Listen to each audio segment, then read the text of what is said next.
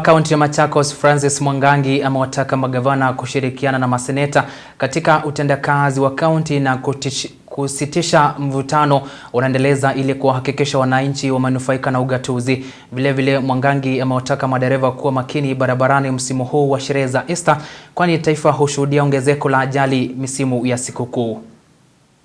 Wakifanya kazi pamoja, hiyo maneno ya kutishiana ya usalama hiyo itakuwa, tutafocus na jambo moja ya ugatuzi.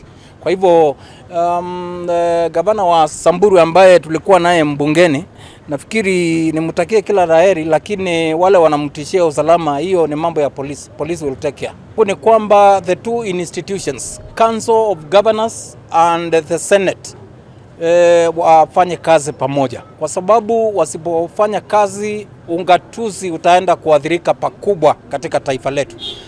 Nchi hii ni nchi iko na katiba, tufuate, whether ni counties ama ni kina nani, sisi zote tufuate katiba, and we need to work together. Senators, we respect you, we love you, and also my seniors governors, we need to work with the Senate, because it is through working with the Senate we are going to safeguard devolution in this country. Niombe madriver wetu barabarani, tafadhalini, uwe ni driver wa abiria, uwe ni driver, ni dereva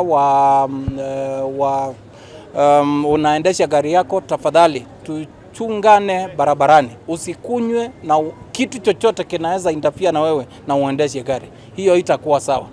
Ndio at least wakati huu wa Pasaka tukue na usalama kwetu na pia kwa wenzetu ambao tutapatana barabarani. Kwa wazazi ama guardians, shule zimefungwa, tuchunge wazazi, watoto wetu. Any child, any student and anyone, please take care, because that is the future of yourself and the country tomorrow.